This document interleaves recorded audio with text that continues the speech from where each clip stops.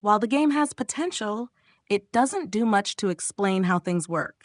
Classes lack clear roles, and there are no suggested skill tree options, forcing you to experiment with character creation to figure out what each option does. Even then, you're likely to end up with a starting build that doesn't make much sense. The UI is also one of the least intuitive and hardest to understand I've seen in a while. There's little explanation of what anything is, where to find things, or why they matter.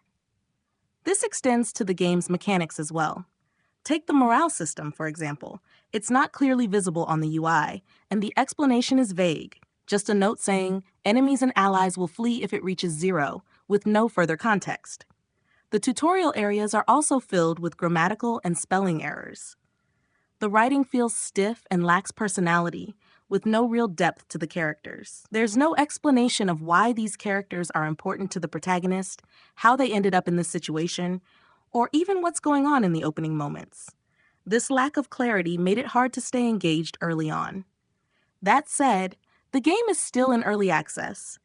It might be more polished in the future, and I'd recommend waiting for that. However, if you want to support the developers and their ideas, feel free to jump in now.